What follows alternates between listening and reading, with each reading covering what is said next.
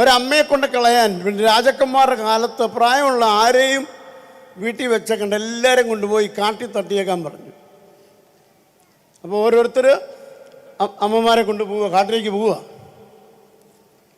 ഒരമ്മയും കൊണ്ട് പോകുന്ന വഴിക്കല്ല അമ്മ ഇങ്ങനെ ഓരോ കമ്പ് ഇങ്ങനെ ഒടിച്ചൊടിച്ചിടും.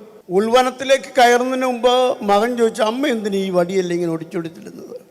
അമ്മ പറഞ്ഞത്, എൻ്റെ മകൻ തിരിച്ചു വരുമ്പോൾ വഴി തെറ്റാതിരിക്കാൻ, കാട്ടിൽ അലയാതിരിക്കാൻ, നീ സുഗമമായി വീട്ടിൽ എത്തിച്ചേരാൻ നിനക്കുള്ള വഴിയാണ് ഞാൻ ഉണ്ടാക്കി പോകുന്നത്.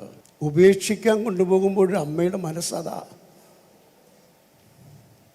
ഒരപ്പനെ തള്ളിക്കൊണ്ടുപോയി മലയെ കൊണ്ടുപോയി തള്ളിയിടാൻ വേണ്ടി ഉന്തുവണ്ടിയെ കയറ്റിക്കൊണ്ട് പോകുമ്പോൾ ആ അപ്പം പറഞ്ഞൊരു വാചകമുണ്ട്, എടുത്തു വെച്ചൊരു മോനെ, നിന്നെ കൊണ്ടുപോകാൻ അത് ആവശ്യം വരും.